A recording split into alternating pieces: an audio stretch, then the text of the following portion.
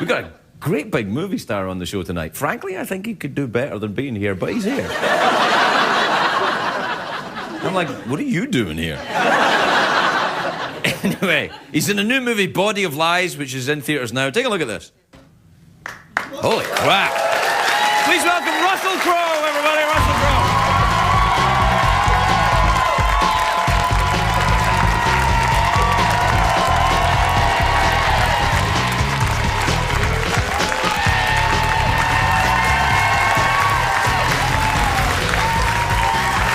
Welcome, Russell. How are you, mate? Welcome, my dear. How are you? Cheers. Good. It's very nice to see you. I can't help but notice, forgive me, you weren't in that clip. No, but it's a good clip, though, isn't it? It's a good clip. Is it a clip of the movie you're in? As far as I know. Well, that's good. At least it's a clip of the movie. And that's... What is the movie about? Well, this is a late-night show, right? Right, yeah, well, and very as, late. as you probably know, the vast majority of your audience is probably asleep by about now. Or... So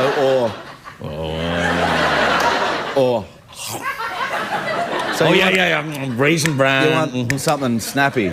To wake them up. Wake them up. Yeah, right. I didn't mind that they were asleep for the first bit, but I'd like them to be awake Hey, for now, this bit. hey! Why? Why? Because this is the bit that I'm in.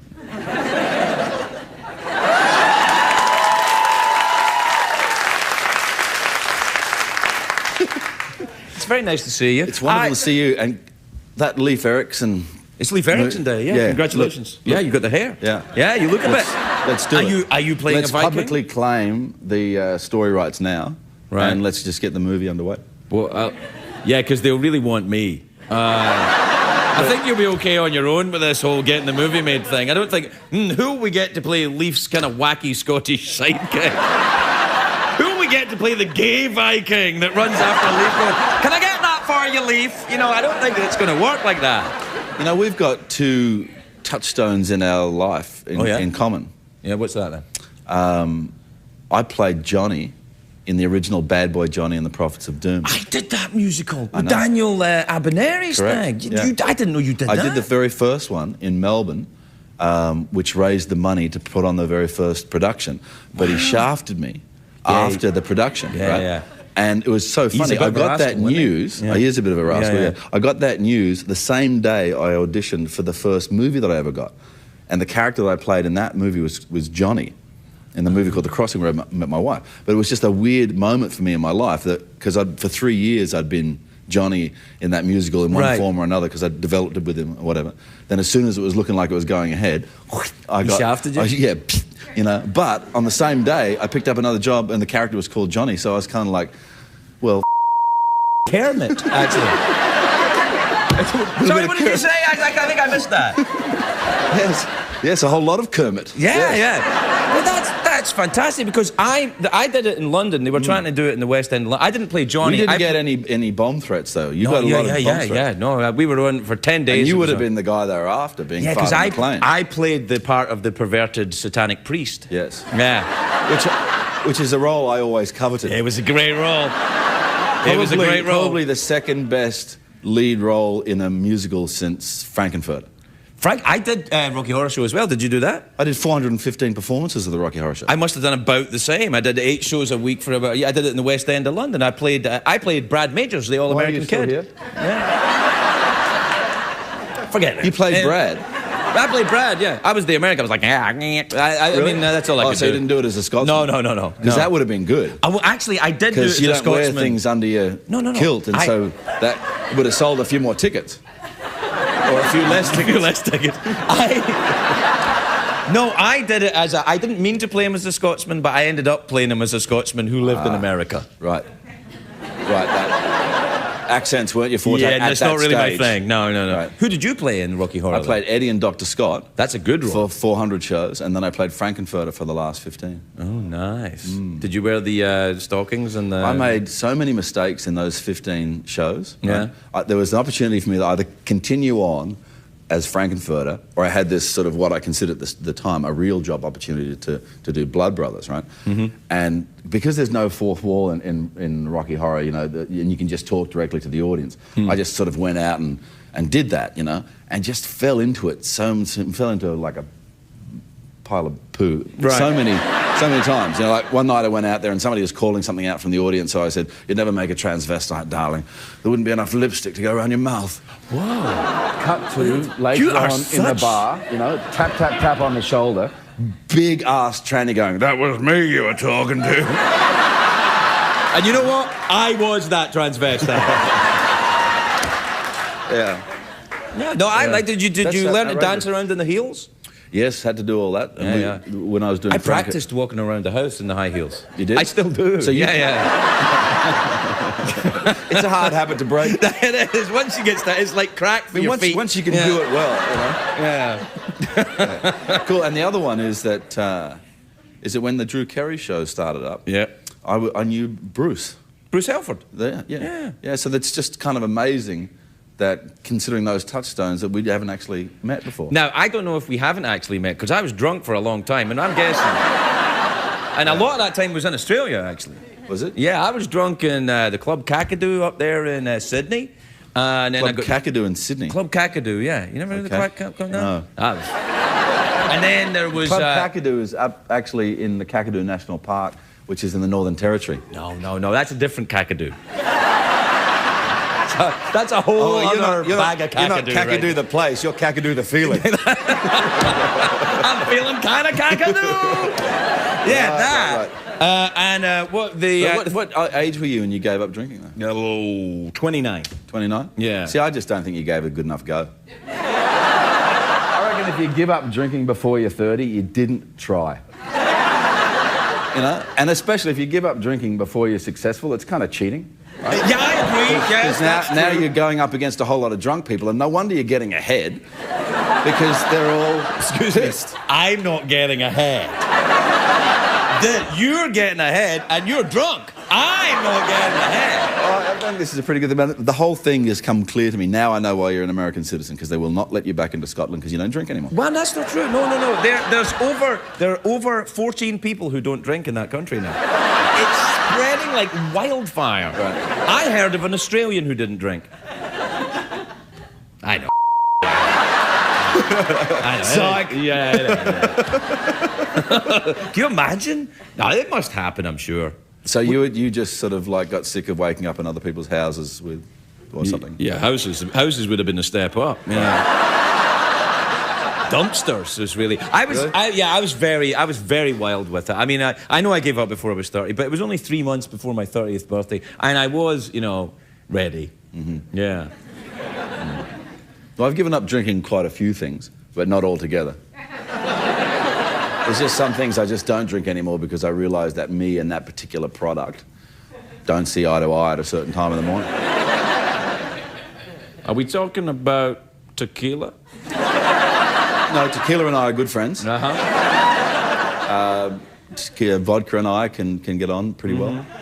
It's just the dark liquors that don't seem to bring out the best of my personality. Rum buggery in the lash. Now you have me thinking. Russell, it's a joy to finally meet you. Will you come back and see us soon? Absolutely, man. All right, Russell Crowe, everybody. We're right back. Anyway, my first guest tonight is in the new movie Robin Hood, which is in theatres on Friday. Take a look at this. It's like my childhood. Please welcome Russell Crowe, everybody.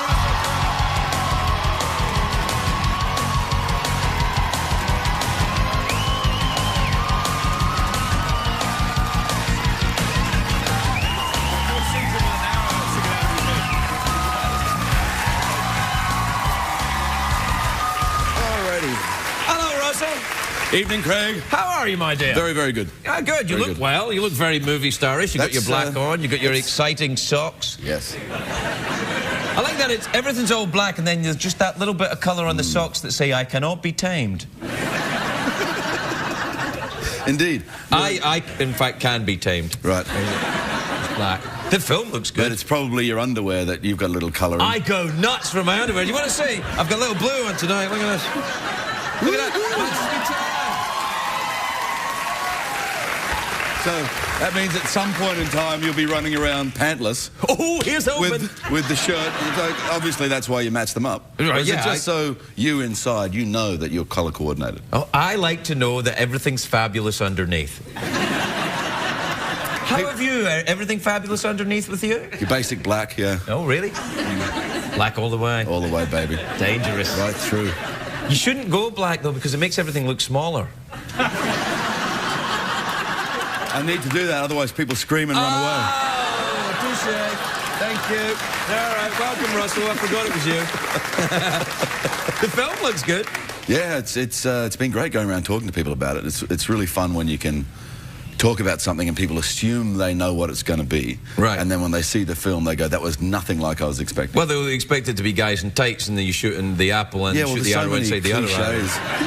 So many cliches associated with Robin Hood that people expect. You know, Little John and Robin meet on a log, have a staff fight. At some point, Robin dresses up and goes in an archery competition. And at some point, you know, Maid Marian gets captured and is a damsel in distress and needs saving. Yeah. We don't do any of that. Really? No.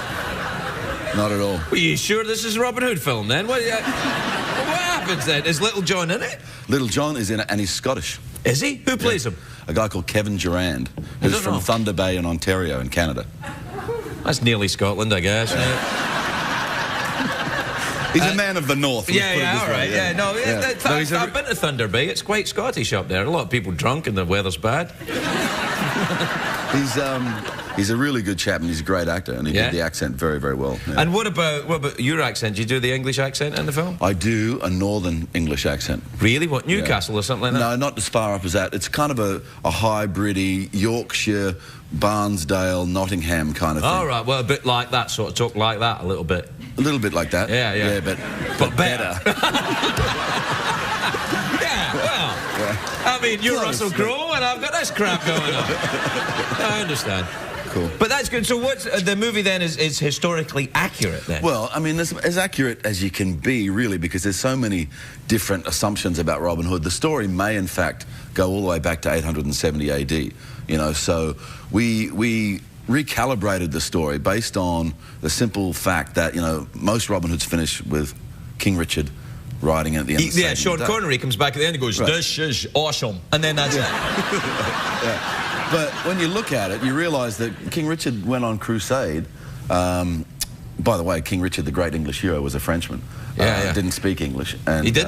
No, had a grand disregard for all things England. Tried to sell the city of London at one point, was pissed off he couldn't get a buyer. No one would buy London? No. It'd be very expensive, I'd imagine. Well, it wasn't that expensive at the time, you wouldn't think. It wasn't that big. I don't know. I mean, how much was it? You didn't research this, did you? No, I didn't. I didn't get to the actual price he was looking for. But thing is, Richard never made it back to England. He got killed putting a minor French castle to siege in southern France. Yeah, through crossbow bolt through the neck, shot by a French cook. So we start our Robin Hood by killing King Richard. So you know straight away that this isn't going to be any Robin Hood. So it's not Sean Connery then? No, no. Well, that's a choice, man. I don't know if I can really go with you on this, because if it's not Sean Connery, I mean... We couldn't get any of the Connery family. You know? None of the Connery... because, you know, he was Robin Hood, his son was Robin Hood. Was Robin his granddaughter's Ribbon Hood. Laura Hood. Bobby Hood. Bobby Hood, I guess. Yeah. So, yeah. Where did you make the film? Did you go to England to make it? We did. We did. We shot in and around Surrey. Derbyshire we went up to. We went to the west of Scotland, a place called Freshwater West. It's not Scotland, sorry. Wales. Yeah. Oh, the same, really. No, not the same. Not the same at all. Did you ever Amazing did you go drinking in Wales? Did you ever drink with a Welshman? We did, and we were thoroughly disappointed. Really? Yeah. Yeah, because they all, at a certain point, you know, the arguments began. That's great. That's what you expect. Right, Aussie, Scots, and the Welsh, yeah. And the Irish, of course. But you know what they wanted to argue about in Wales? What? They wanted to argue about English cricket. Really bothered me. Did you go to a gay bar in Wales, maybe? I was just, you know, I'm there trying to get an argument going about, remember the centenary test, you know, Wales versus All Blacks. Brian McKechnie kicks the penalty goal in the last minute, and they're like, no. No. We want to talk about cricket. Yeah. Yeah. So a lot of them are from Romania. That's why I did that accent. You know, when I was a young fellow, I was about to play a Welshman in a movie, and I had the opportunity to talk to Anthony Hopkins. We were doing reshoots on a film, you know, and I said to him, you know, Tony... Yeah, that's right. I call him Tony as well. Is that your name? Yeah. No, I call him Tony, and he's like, "Who the hell is that?" So I said to him, you know, give me some tips about doing a Welsh accent. And he looked at me, you know, steady gaze for about 15 seconds. And he said, just do a really bad Indian accent and you'll get away with it. You know? Yeah, that's right. And I thought, you know, smart-ass thing to say, you know. But when I looked into it, I realised the Welsh Guard were the first people in place in India when the British, you know, colonised it. So that's the Indian rhythm. They talk a little bit like this. Right. And the Welsh talk a little bit like this as well. It's very strange. The key phrase he gave me to remember the Welsh accent was the bishops who ruled over Anglesey had habits of dubious taste. They would sacrifice virgins for breakfast. How barbaric, and think of the waste.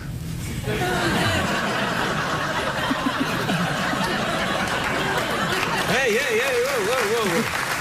Don't worry, we can edit this. Yeah, no. We'll chop this down. It'll be really fascinating when you see it on TV. No, editing's for the movie, son. This crap's live. You're going out. It's going out. What else have you been up to? You been back to Oz recently? Yeah, I spent most of the year in Australia. You know, I just came on the road to Well, you got your kids now. Are they at school there? Yeah. The kids are in school there. Everybody's actually in England at the moment. Right. We sort of came through here, went to England, settled them in a school, and then I've been going around Europe and then coming back here, and I'll be with them in about, I would say, about 12, 13 hours from now. Oh, really? You're just going to get out of here and straight on the go plane. There? Oh, right. Yeah. No, that's good. You should maybe try and phone home right now. They're asleep. All right. I was going to say, because if you wanted to, I'd let you borrow the phone. Oh, yeah? No, I wouldn't actually. Let's not do that. It would be great TV for my wife to be swearing like that. No. It would mean that I probably shouldn't get on the plane. No, it'd be fine. It'd be fine. So then you go in Oz. Do you have you have a farm there, right? What do you have on the farm now? Well, we got about 700 cows, Black Angus. Black Angus. He's on the farm as well. Yeah. He looks after the cows. Yeah. Oh, you cows, get over there. Yeah. We got horses, we got chickens, you know. The cool thing about the farm really is the native wildlife, you know. Kangaroos? Wallabies, actually. Which is kind of like a short kangaroo. Right, it's a kind of digital kangaroo. Yeah, it's a more compact version. Right, yeah. It's kind of like the coupe version of the kangaroo. No, they're not aggressive at all. Well, kangaroos are aggressive, aren't they? They can be sometimes. Yeah. But that's mainly a mating thing, you know. If they fancy you, or if they think you fancy their woman, they'll go for you, yeah. Really? The thing about Have you ever been attracted to a kangaroo sexually? Not that I can remember. Yeah. Now, are you genuinely not sexually attracted to kangaroos, or you're just frightened that other kangaroos will be jealous and beat you up? Well, to tell the truth, it's just that I know I can't catch them, so you might as well, you know, why have that desire? You're only going to be disappointed. Well, maybe you don't have to catch them, maybe you could entice them. Maybe a kind word, a dinner, you know. What do kangaroos eat? Grass. Grass? That's disappointing. I thought I'd like them to be carnivorous. There was, way back, you know. Really? There's a dinosaur kangaroo that they found that has a big, like a tooth coming out the bottom of its chin. You're making it. I get about now, yeah. Yeah, no, at a certain point I understand barroom talk, and that, my friend. No, it's actually true. Yeah? There's a... You still playing with the band as well? Yep, we're going to get probably tour through America in August. Nice. We'll come and play a song for you if you want. Yeah, that'd be great. Yeah, no, that'd be I'm lovely. looking around to see if there's any There's no place to play, no, but we'll fit you in somewhere. Maybe. We moved the desk over, actually, when there's musicians here. Cool. Yeah, so maybe it's just being talked about at the moment. I haven't actually been on the road since 2006, so it's sort of about time, and the wife's got an album coming out.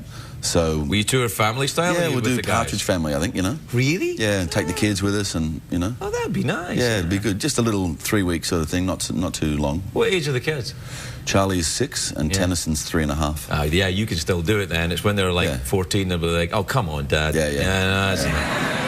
Well, Charlie's already into that thing of, like, whenever his mum or I start singing, he just, like, blocks his ears and runs from the room, so it's charming.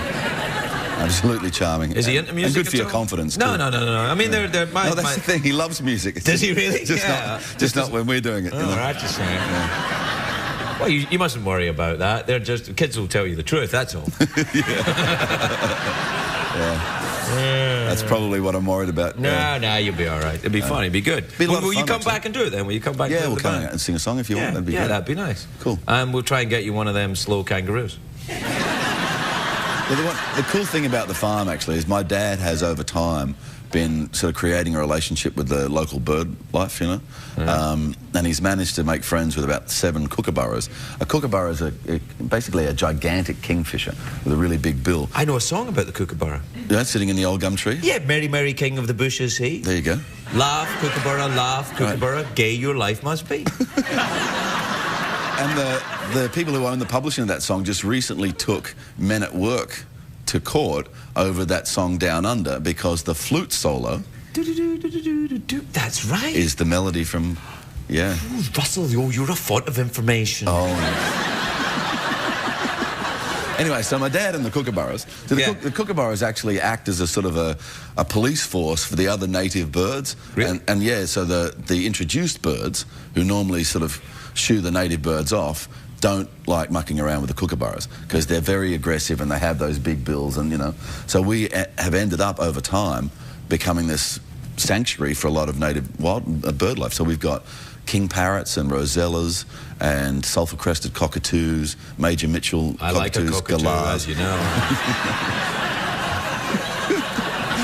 It's my gig, man. I got to do it. It's my gig. It's just my thing. Look, you like arrows and firemen and things, and I do this. That's my thing. Yeah, anyway, so it's kind of fabulous now. You know, we have this amazing thing every night as the sun's going down where all these different birds come and hang around. Yeah, but it's just beautiful, you know. Sounds nice. Yeah, it's cool. Yeah. Well, get back to it then. I will. Yeah, get out of here. Come back with the band, though, and good luck. I'm excited about this movie. I think it's going to be very good. I think you're going to like it, man. Yeah, you know, I like a bit of action. It's a very robust telling of the tale, you know, and Kate Blanchett is Maid Marian. Oh, yeah, and she's right, spectacularly beautiful and really fun to work with. You know, actually, I've been going around telling people, you know, that Kate's a very warm and loving person, and she was great fun on the set and everything. At the end of the day, she'd kick off her shoes and have vodka and a chat and all that sort of stuff, you know. And it came back to her in a press conference, you know, and she's mother of 3 and all that sort of stuff, and I suppose she's, you know, aware of her public image. And they said, so Russell says at the end of a work day, you drink vodka, you know, and straight face, she goes, he drove me to it. I'd never touched a drop before I worked with him. Russell Crowe, everybody.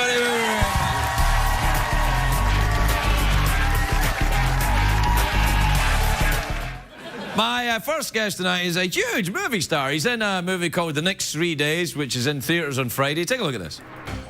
See, that's what I'm talking about. That's a movie. No gay vampires, no. You know, it's a movie with movie stars doing stuff and drawing maps and things on things. And cops getting ready and the music going dun dun dun dun dun dun dun. It's like a movie, like a proper movie where you go, yeah! Not like the trailer for the Justin Bieber movie. Have you seen that? Have you seen that? They said he'd never make it. He's 17! How long were they saying it? They said I'd never make it. For how long did they say it? About 6 weeks. Anyway, not that. This. My first guest, the great big movie star in a proper movie, Russell Crowe, everybody. Russell Crowe.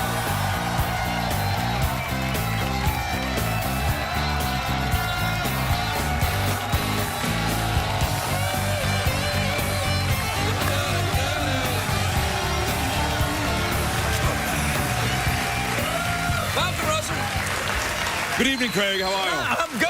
How are you? You look nice, dear. You look nice. You're all in black. You're like a proper movie star in a proper movie. Yes. I wore sunglasses to the premiere last night. Did you really? Yeah, it was night time. You know that makes you a bit of a douche. But you wouldn't say that if it was Snoop Dogg or RZA, would you? No. No, sir, I would not, because I would be afraid. What I worked out is that they're just trying to save their eyesight because of the flashes and stuff. So I thought, you know what? I'm going to take a leaf out of their book and I shall wear sunglasses at night as well. All right, man, if you can carry it off, good. Fair play to you. That's what I said. Before I did it, I forgave myself. Right, that's good. You got to do that. Yep. By the way, yes, it's great that we're promoting this particular movie on this particular show. It's a good movie. It's a proper movie, but because the director's name, of course, is haggis. Paul Haggis, I love Paul. He's been on this show many times, and he's named after a delicious sausage from my own country. You know, when my dad was a pub manager, right? We had a particular barmaid who, well, she wasn't the sharpest knife in that drawer. You know what I mean? Yeah, but she was a very good barmaid. Yeah. You know? And my dad had been taught by the old school, you know, where big sell more beer. You know what? Hold on, a minute ago, you had the Dalek looking at your ass. You've had the two gay guys out here competing for a job. I say, and there's a problem. Yeah. What has happened to America? I don't make the rules, man. I don't make them. Anyway, so, yeah, so this... He's right, though. He's right. You can't argue with that. He's right. I'm going to try and avoid saying her name because I don't want her to be embarrassed, because she will eventually see the show. But she was always asking my father for advice on normal things, you know. And one of them was coming up to St Andrew's Day, and my dad likes to actually make a haggis every now and then, you know. Right. And so he was making it, and he had signs up around the bar that she worked in. And she came to him after a while and she said, Mr.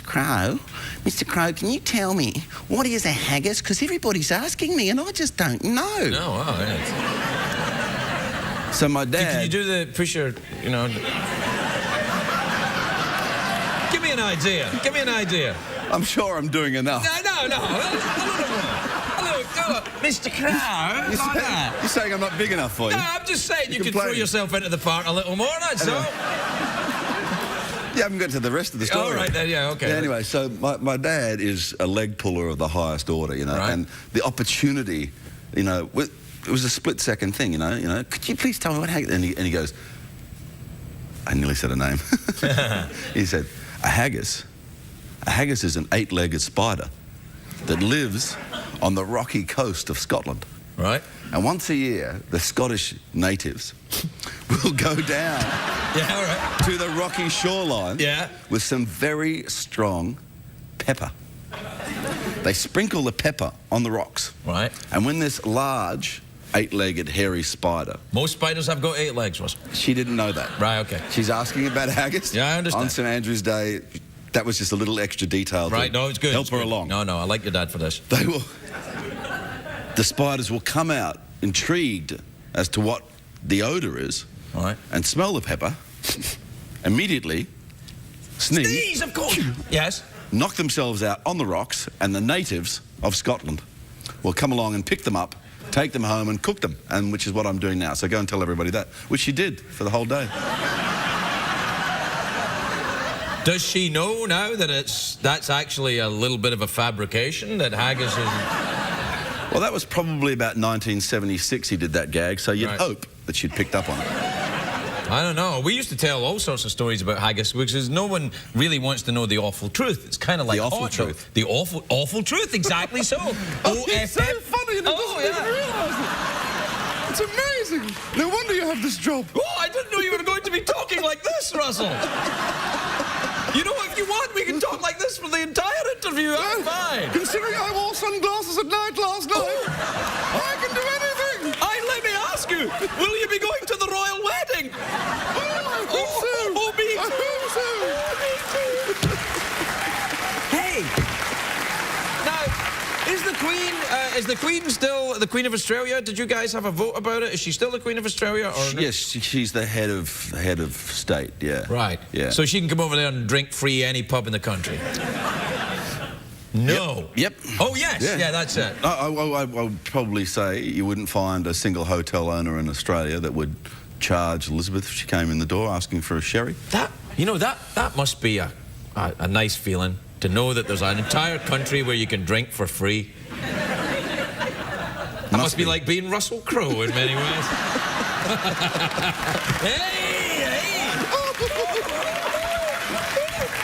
Hey, yes. Did you get Doctor Who in Australia? Did you get we did. Oh, you did? I was never a fan. Oh, you're not a fan of Doctor Who? Sorry, I've heard you're a bit obsessed. Well, not obsessed.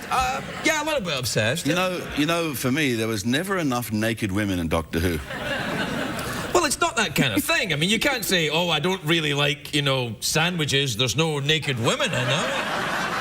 Some things don't have naked women in them. Look, I'm a fan of naked women as much as the next man, but you can't have naked women in everything. I don't see why not. You know, I can't argue with that kind of homespun logic. Do you still keep the horses?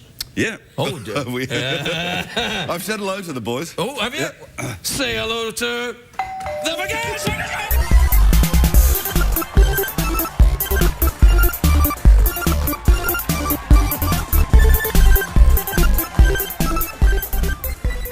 Do you,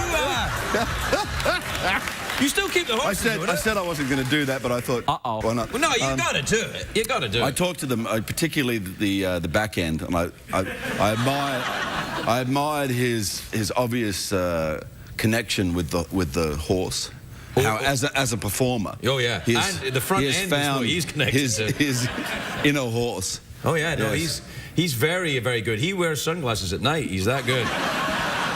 He walks around wearing those big fur pants. The bottom of the horse, you see him at movie premieres walking around, sunglasses, big fur pants. He was probably there last night. He was. You see him? Yeah, he was on the red carpet. Do you enjoy all that red carpet thing? How, Russell, what you wearing, all that stuff? Last night was a particularly boring one. Really?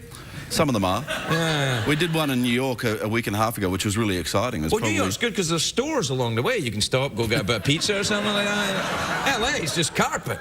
But what you tend to do, you see, is you tend to spend your whole day when you're doing these press junkets, doing these interviews, right, and talking about the movie. Then you get to the red carpet and you do it again. You know, so it's sort of it starts to feel like some sort of torture at a certain point. It's almost as if you had to go to the same place every night and do the same damn thing. Every damn night. But why a fella might lose his tutti frutti mind after a while. When I do like red carpets is when my wife's with me. Oh, yeah? Yeah, because she, you know, gets all dressed up and everything, and I kind of like that. Oh, I hear where you're going. Yeah, I know what you're saying. Naked lady business. Yeah. Well, I mean, what you wear on a red carpet is significant, you know, bump above what you wear around the house. You know? Can you hang around for a bit? We'll do a commercial break and we'll come back and you can tell me about that. We'll be right back with Russell Crowe, everyone.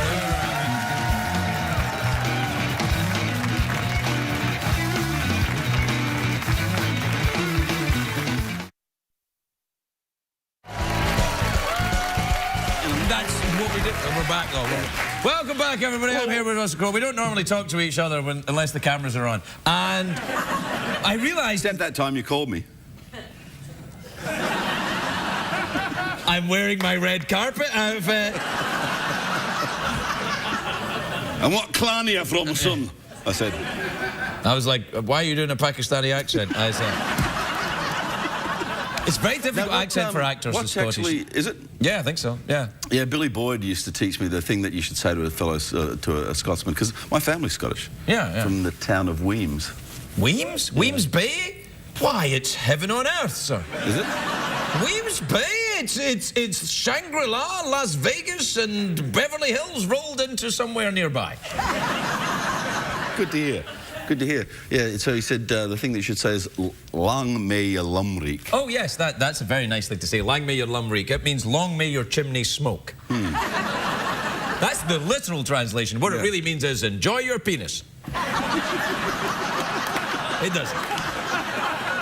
So do you have a family, you know, kilt? Yeah, a tartan. Sure. And a crest. I've got it tattooed on my arm. Dulcius ex asperis, it says. What's the tartan? The tartan is just like a greeny kind of tartan, and Dulcius ex asperis. What's the name of the tartan, though? Tartan. So the Weems tartan is the Black Watch. Oh, no. The Black Watch was a regiment in Scotland. That was an army regiment. And my tartan is Ferguson tartan, because Fergusons have their own tartan. Crowe's not at all. But Ferguson's it. Yeah, no, well, the Black Watch, you know, did look after that border for the Romans, didn't Well, they kind of, the Black Watch, I think, kind of really forged the British Empire. There was a hugely powerful regiment, very, very distinguished regiment, and it was disbanded in Britain a while ago, I think for financial reasons, probably, to give more money to the Queen. I look forward to your angry letters, English people on the internet. Cool, anyway. Yeah. So, you keep the horses, though, still, then? Yes. Yeah. I've got 2 that are pregnant at the moment. How many horses have you got? 5 five nice horses and then a bunch of sort of working horses as well, or ones that we don't evil ride. horses? Do you have some? No, well, you see, there's, you know, I have guys that work on the property who work with the cattle, so they have horses to ride when they're rounding up and stuff. Do you have cattle and horses? You're like a real dude. Do you walk around there? You don't walk around Australia with your sunglasses on at night, no, do you? Nah, yeah.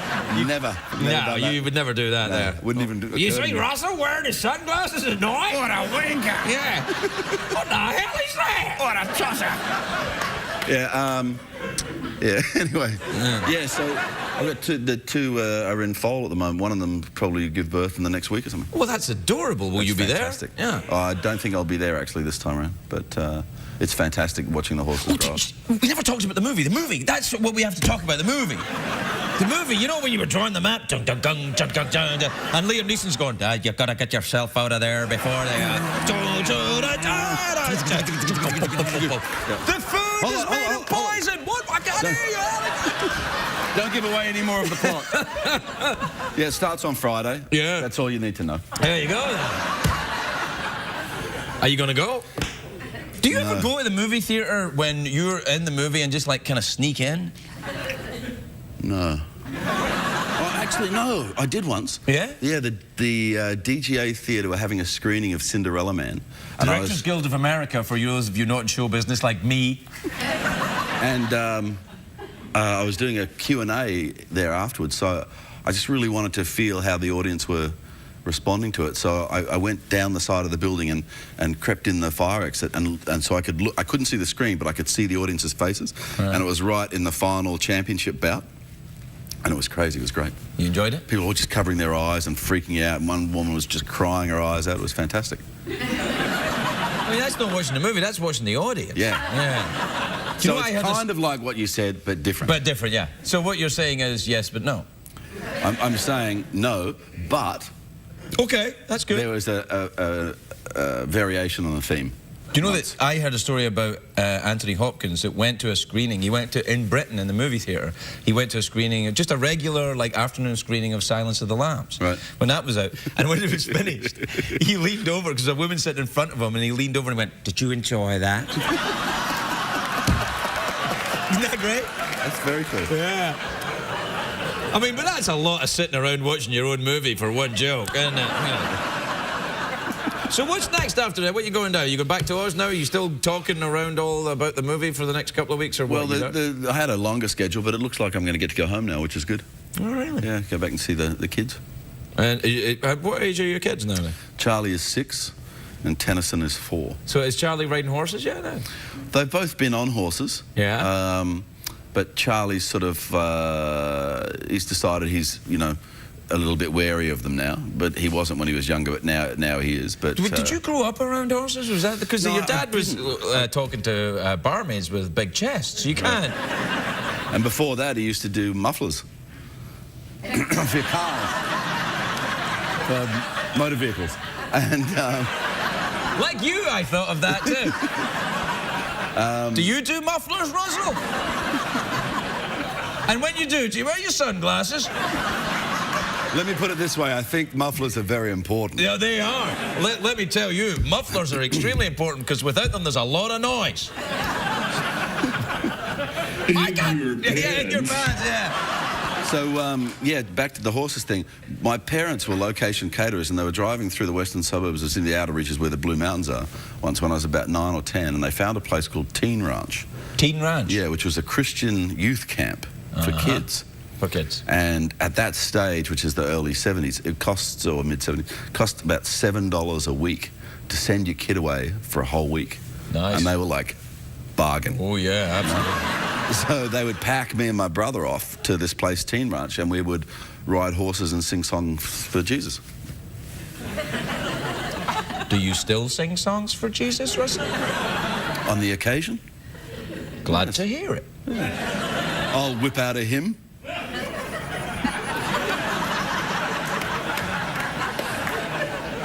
While I'm doing a muffler. No. Let it lie. That's it. Hey, we're out of time now. Do you fancy awkward pause or harmonica? Harmonica. All right. There you go. Do you play? I was wondering whether you... No, I don't. Oh, but good, I have been pre-warned. Yeah. What key have we got? I don't understand the question. All right, you good? Hold on, I'm just looking for what the key is. All right. And so this is just me a too. general one. I think it's... It's usually etched on the side. Don't get your fingers all over my damn organ, man. Look. I got to blow that in a minute. Your organ's wet. Yeah, well, of course my organ's wet. It's been in my mouth. How come I get the cheap one? I get the cheap plasticky It's one. not... well, I've got the wooden one because wood's more durable. But it's smaller. You notice how mine is smaller than yours? I have a smaller organ than you, Russell.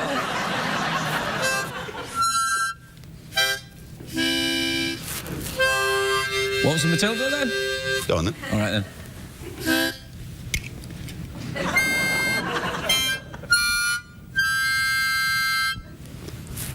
Just the chorus? Yeah.